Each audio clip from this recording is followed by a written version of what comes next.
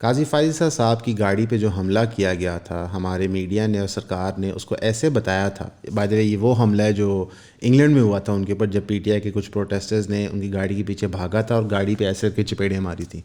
آخری دفعہ ہاتھ سے میٹل کا کیا نقصان ہوا ہے مجھے تو نہیں پتہ، لیکن اس کا ڈنڈورا ایسے پیٹا گیا تھا صرف جان لیوا حملہ قاضی فائز صاحب کی زندگی پہ ہوا ہے۔ بہت سارے سوالات تھے، تب بھی ہم نے پوچھے تھے کہ قاضی فائز صاحب ریٹائرمنٹ کے بعد جا رہے ہیں تو ان کو ہائی کمیشن اتنا پروٹوکول کیوں دے رہا ہے، لیکن چلیں ہم ڈونکی راج میں رہتے ہیں تو جس کی لاٹھی اس کی بھینس والا حساب ہے۔ لیکن اس کیس کو جب پولیس کی طرف پریشر ڈالا گیا ہائی کمیشن کی طرف سے پاکستانی گورنمنٹ کے کہنے پہ کہ ایک پولیس کیس فائل ہو انگلینڈ میں، لوگوں کو پرسو کیا جائے، تو اب پولیس نے کنکلوسیولی کہہ دیا ہے کہ کوئی ایسا مسئلہ تھا نہیں، ہمارے لوگ موقع پہ موجود تھے پولیس مین، اگر وہ ڈیم کرتے کہ کوئی رسک تھا قاضی صاحب کی تھریٹ کو یا کوئی وائلنٹ ایکٹیویٹی تھی تو اسی وقت کیس فائل کر دیتے، یعنی کہ وہ چیپٹر تو کلوز ہو گیا۔ جو یہاں پہ کہانی آپ نے گھڑی تھی کہ قاضی صاحب کی جان لیوا حملہ ہوا ہے اور بڑا نقصان ہو گیا اور بڑی انسلٹ ہے، کیسے ہو سکتا ہے، جس کے پیچھے آپ نے یہاں پہ لوگوں کے گھروں پہ ریڈیں ماری تھیں، انہیں اٹھایا تھا، ان کے آئی ڈی کارڈ بلاک کرنے کی کوشش کی تھی، ان کے پاسپورٹ کینسل کرنے کی کوشش کی تھی، اس کو انگلینڈ کی پولیس نے کہا کہ کوئی گل ہی نہیں سی۔ یہ ڈفرینس ہوتا ہے ایک نیشن سٹیٹ کے اندر جہاں پہ احتجاج کی اجازت ہو اور نہ ہو۔ اکثر اوقات ہمیں مثال دی جاتی ہے انگلینڈ میں وائلنٹ پروٹیسٹ کے بعد جہاں پہ توڑ پھوڑ کی جاتی ہے، عمارتیں لوٹی جاتی ہیں، پولیس کتنی سوئفٹ ایکشن لیتی ہے، لیکن ساتھ ہمیں یہ بھی مثالیں ملتی ہیں کہ اگر لوگ مہذب طریقے سے پروٹیسٹ کریں تو وہاں کی پولیس ان پہ کریک ڈاؤن نہیں کرتی۔ تو ساؤتھ کوریا کے اندر ملٹری کا کو کیا گیا، لوگوں پہ گولیاں نہیں چلائی گئیں، پیسفلی ڈیموکریسی ریسٹور ہوگی۔ انگلینڈ میں قاضی صاحب کے خلاف پروٹیسٹ ہوا، تھوڑی سی بدتمیزی ہوئی، بٹ ناٹ انف کہ پولیس کرائم وہاں پہ یا چارج شیٹ فائل کرے، وہ معاملہ بھی کلوز ہو گیا۔ اب پیچھے کہانی رہ جاتی پاکستان کی۔ اب انٹرسٹنگ انف جتنا ڈنڈورا پیٹا گیا قاضی فائز صاحب کے معاملے کے اوپر ہمارے میڈیا سے اور گورنمنٹ کی طرف سے، نون لیگ پی پی پی انکلوڈیڈ، اتنا ڈنڈورا نہیں پیٹا گیا کہ 12 لوگ قتل کر دیے گئے رات کے ٹائم پہ جب ہماری گورنمنٹ نے اور اسٹیبلشمنٹ نے گولیاں چلائیں پروٹیسٹرز کے اوپر۔ اس کی بنیادی وجہ یہ ہے کہ گورنمنٹ کوئی بھی کام کرے تو صحیح، اگر آپ کریں تو غلط۔ یہاں پہ ایک پرانی مثال ہے جو اکثر ہم پوڈ کاسٹ کلپس میں دیتے رہتے ہیں، وہ یہ ہے کہ گورنمنٹ کتا ٹامی توڑا کتا کتا، یہ ریالٹی بن چکی ہے۔ اب انٹرسٹنگلی انف جو ابھی غالباً ایک دن پہلے کنکلوڈ ہوئی تھی 84th formation commanders conference G H Q کے اندر راولپنڈی میں، وہاں پہ آصم منیر صاحب اور کئی ہائی رینکنگ آفیسرز نے کہا تھا کہ جو پروپیگنڈا اور ڈس انفارمیشن پھیلائی جا رہی ہے ریگارڈنگ پی ٹی آئی کے پروٹیسٹ اور لوگوں کا نیریٹو کے 12 یا زیادہ لوگ قتل کر دیے گئے ہیں، اس پہ سویئر کریک ڈاؤن کرنے کی ضرورت ہے، کیونکہ یہ ایک ویج یعنی کہ ایک ڈیوائڈ بنا رہی ہے عام عوام اور پاک فوج کے اندر۔ I am so sorry to سے چیف آف آرمی اسٹاف کو کوئی مس گائیڈ کر رہا ہے، ان کو کوئی بتا نہیں رہا، آرمی اور پاکستان کی عوام میں ڈیوائڈ آلریڈی ایگزسٹ کرتا ہے۔ یہ ڈیوائڈ ابھی ایگزسٹ نہیں کرنا شروع ہوا، یہ کافی دیر سے ایگزسٹ کر رہا ہے۔ یہ شروع ہوا تھا فرنجز آف پاکستان سے، کرتے کرتے یہ جو بظاہر مین لینڈ پاکستان بتایا جاتا ہے وہاں تک آ گیا۔ آپ لوگوں کے گھر تباہ کریں گے، ان کو ماریں گے، ان کو اٹھائیں گے اور سارا آرمی کے کندھوں پہ ہوگا، تو گیپ تو آرمی اور پبلک کے درمیان بنے گا۔ لیکن حیران کن بات یہ ہے کہ یہ پریشانی گورنمنٹ کو نہیں ہے، ان کو نہیں فرق پڑتا کہ گورنمنٹ جو سپوزٹلی الیکٹڈ ہے اس کے اور پبلک کے درمیان گیپ بن رہا ہے، آرمی کو زیادہ اس چیز کا کنسرن ہے۔ شاید یہ وجہ ہے کہ شہزاد فاطمہ صاحبہ نے بھی آگے کنفرم کر دیا کہ فیک نیوز کو کرب کرنے کے لیے ہم واقعی قانون میں چینج لا رہے ہیں۔ شاید یہ وجہ ہے کہ گورنمنٹ کا ایک اسمبلی سیشن ہو گیا جو کی لیجسلیشن پاس کرے گا اسی معاملات کے اوپر۔ اس سے زیادہ ایک dictatorship operate modern day and age میں کر نہیں سکتی کہ وہاں پہ چیف آف آرمی اسٹاف ایک بات کرتے ہیں، یہ ساری چیزیں ساتھ ساتھ شیڈول ہونا شروع ہو جاتی ہیں۔ یہ ریالٹی ہے جس میں میں اور آپ رہتے ہیں۔ انفارچونیٹلی ہمارے چیف آف آرمی اسٹاف ہماری پاک فوج کو سمجھ نہیں آ رہا کہ آپ کے اپنے مقاصد کی وجہ سے آج آپ کے اور لوگوں میں گیپ ہے۔ آپ ایک طرف ٹیررسٹ کو پالتے ہیں پرانی ٹینیورس کے اندر، آج آپ ان کو خوارج کہتے ہیں۔ آپ نے پوری سوشلائزیشن معاشرے کی ہوئی ہے کہ ہم ایک اسلامک فوج ہیں، تو جب بھی کوئی اسلامک کاز دنیا بھر میں ہوتا ہے، ہمارے ہمسایوں میں ہوتا ہے، تو ہماری پارٹیسپیشن اس میں لازمی ہوتی ہے۔ فلسطین کے معاملے میں آپ کا نیریٹو کمزور ہے، عوام نے اپنے آپ کو ایلینیٹڈ فیل کیا۔ وار آن ٹیرر کے دوران جو آپ نے افغان کے مسلمانوں کے ساتھ کیا تھا وہ سب کے سامنے ہے۔ تو یہ جو ویج ہے عوام اور آرمی کا، یہ کئی ڈیکیڈز سے بن رہا ہے۔ پیپلز پارٹی کبھی بھی ریکور نہیں کر پائی اس فیکٹ سے کہ ذوالفقار علی بھٹو جو ان کے لیڈر تھے، اتنے مقبول تھے، ان کو دن دہاڑے قتل کیا گیا۔ ایک جوڈیشل مرڈر تھا جو کرایا ملٹری اسٹیبلشمنٹ نے تھا۔ آج جو آپ عمران خان صاحب کے ساتھ کر رہے ہیں، ایگزیکٹلی وہی پرابلم دوبارہ رپیٹ ہو گئی 2024 کے اندر. تو میرا خیال ہے کہ اس طرح کے فریولس بیانات دینے سے بہتر ہے کہ root cause of the problem identify کیا جائے. ایک بیلنس آف پاور پاکستان میں ڈسٹرب ہوا ہوا ہے. ایک پرٹیکولر ادارے کے پرٹیکولر چیف کے پاس بہت زیادہ پاور ہے, بہت زیادہ اختیارات ہیں, اور وہ ان کو use and some times abuse بھی کرتے ہیں, اور یہ ایک پرابلم ہے. جب تک اس کو لاجیکلی آپ نہیں دیکھیں گے اور اس کے کریکشن میکنزمز ہی لیں گے, یہ ساری باتیں سارٹ آف ایریلیونٹ ہو جاتی ہیں. آج کل کے دور میں پبلک سپیکنگ سکلز ہونا انتہائی ضروری ہے. آپ کوئی بھی کام کریں, کاروبار ہو, نوکری ہو, اسکول کے اندر ہو, جتنا آپ اچھا بولیں گے, جس طرح آپ آرگیومنٹس اور تھاٹس اپنی پریزنٹ کریں گے, اتنی ہی مقبولیت آپ کو معاشرے میں ملے گی. Clarity of thought directly related ہے کلیئرٹی آف اسپیچ کو. تو ایون پہ ہم نے ڈیسائیڈ کیا کہ ہم پہلی دفعہ کورس آفر کریں گے پبلک سپیکنگ اور کانفیڈنس بلڈنگ کے اوپر. ہم چاہیں گے کہ آپ یہ کورس ضرور جوائن کریں. اس کے فزیکل سیشنز بھی ہوں گے اور آن لائن سیشنز بھی ہوں گے. ایک تو ہمارے چینل کو سپورٹ ہو جاتا ہے اور ہم فیل کرتے ہیں کہ ایک اسکل جو ہمارے پاس ہے, جس کا ہمارا انڈیویجول بیک گراؤنڈ بھی ہے, ہم وہ آپ کو سکھا سکتے ہیں. تو پلیز ضرور ہمارے کورس کو جوائن کریں. Thank you. اس سب کو ایک سائڈ پہ رکھتے ہوئے پی ٹی آئی کی طرف آتے ہیں. تو وہاں پہ بشرا صاحبہ نے چارسدہ میں فرسٹ پبلک اپیرنس کی ہے, جہاں پہ انہوں نے اسٹیٹمنٹ دی ہے کہ سب بھاگ کے چلے گئے تھے موقع سے. سب سے مراد ہے پارٹی لیڈرشپ. اس میں انہوں نے کوئی ایکسیپشن نہیں دی علی مین گنڈا پور کو, شیر افضل مروت کو یا کسی اور کو. ان کا سب بھاگ کے چلے گئے تھے, اور میں بھی موقع سے تب گئی تھی جب میری گاڑی پہ گولیاں چلائی گئی تھیں. یعنی کہ انہوں نے دو چیزیں بیک وقت کی. انہوں نے کہا کہ ساری پارٹی بگوڑی ہے, میں ہی ہوں جو وہاں پہ موقع پہ کھڑی رہی, اور دوسرا انہوں نے یہ ری افرم کیا کہ وہاں پہ گولیاں چلی تھیں.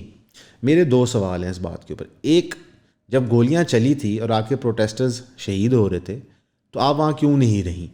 اور دوسرا, کیا باقی لیڈران بتانا چاہیں گے کہ بشرا صاحبہ نے جو یہ کلیم کیا کہ آپ سب موقع سے بھاگ گئے تھے, اس کے پیچھے کیا صداقت ہے, اور آپ سب کو کیسے پتہ تھا کہ وہاں پہ کوئی کارروائی ڈلنی ہے جس کی وجہ سے آپ پہلے ہی بھاگ گئے تھے؟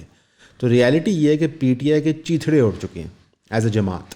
کوئی ان کا ہیڈ وے نہیں ہے. علیمہ خان صاحبہ انٹرویو کرتی ہیں, وہ تھوڑا سا تنقید بشرا صاحبہ پہ کرتی ہیں, باقی لوگوں پہ کرتی ہیں. شیر افضل مروت صاحب انٹرویو کرتے ہیں, وہ کوئی نئی راہ گلاپتے ہیں. سی ایم علی مین گنڈا پور بات کرتے ہیں تو وہ کہتے ہیں جناب ہم تو ہسٹوریکلی بھی پنجاب فتح کرتے رہے ہیں, اٹیک کرتے رہے ہیں, عبدالی کی اولاد ہیں, تو پتہ نہیں محمود غزنوی کی اولاد ہیں. تو یہ کنفیوزڈ بنچ آف کیریکٹرز ہے. ہماری ملک کی سیاست اور معیار آف سیاست دان اتنے برے طریقے سے ایکسپوز ہو گیا ہے کہ اب کسی کو سمجھ نہیں آ رہی کریں کیا.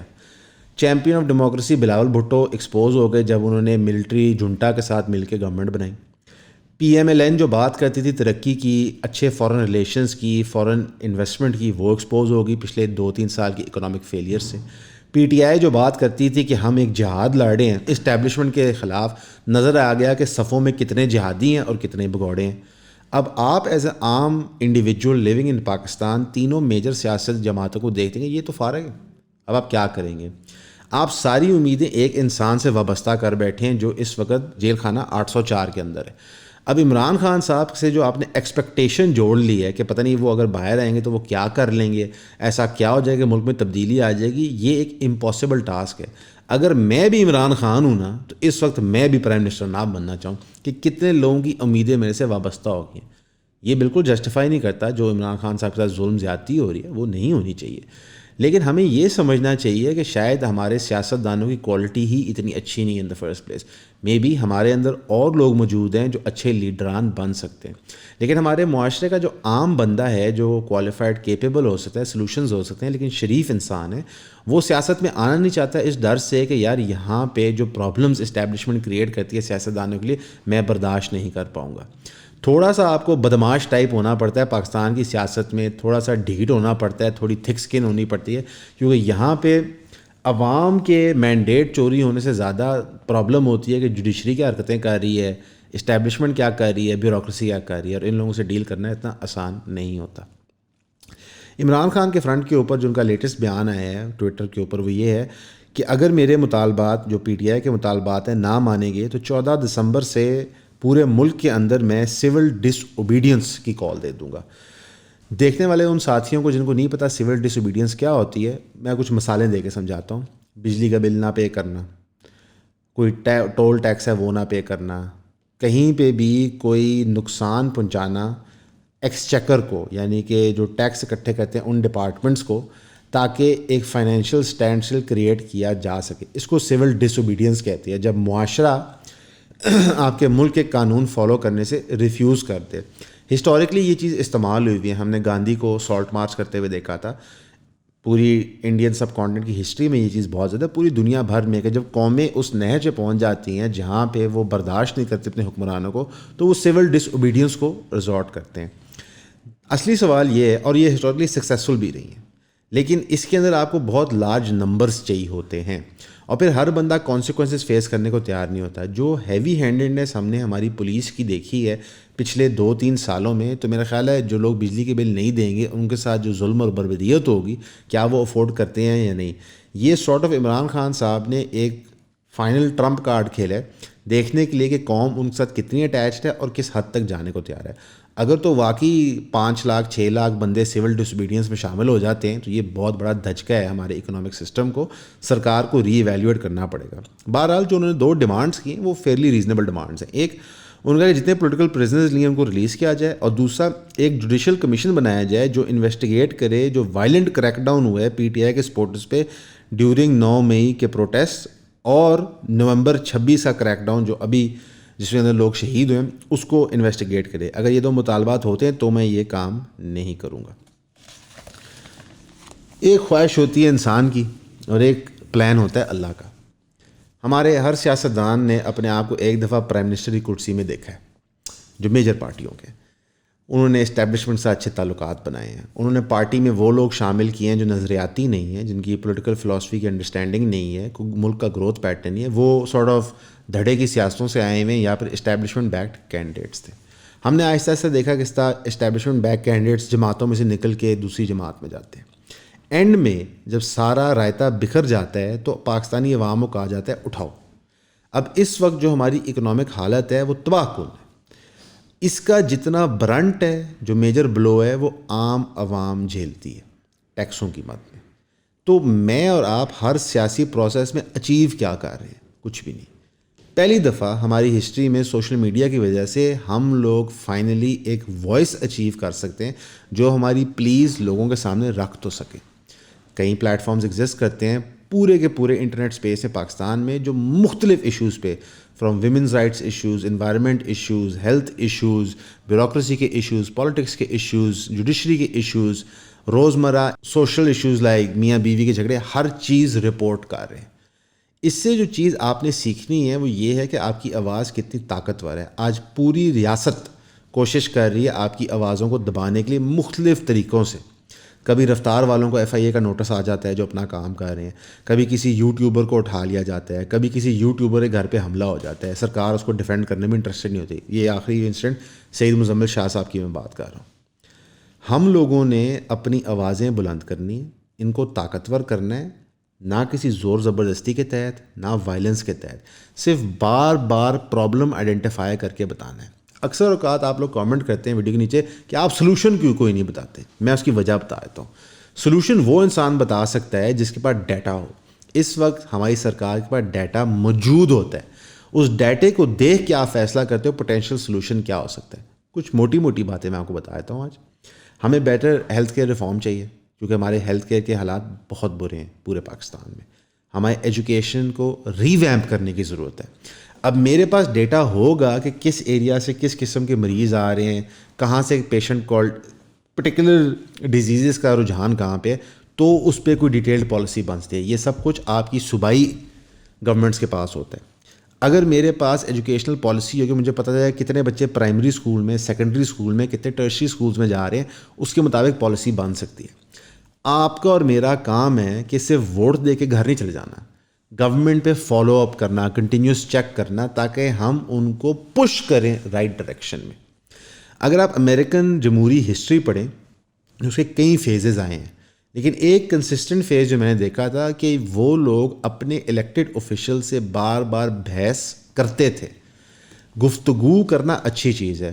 انفارچونیٹلی ہمارے ملک میں یہ بھی ریالٹی ہے کہ لوگوں کے اندر ایک دوسرے کی برداشت کم ہو گئی ہے. جو گفتگو کرنے جاتا ہے وہ مار دھاڑ پہ اتر جاتا ہے, جس کی کرٹیسزم کی جا رہی تھی وہ مار دھاڑ پہ اتر آتا ہے. یہ کلچر بھی ہم نے چینج کرنا ہے. کیسے؟ مہذب گفتگو سے.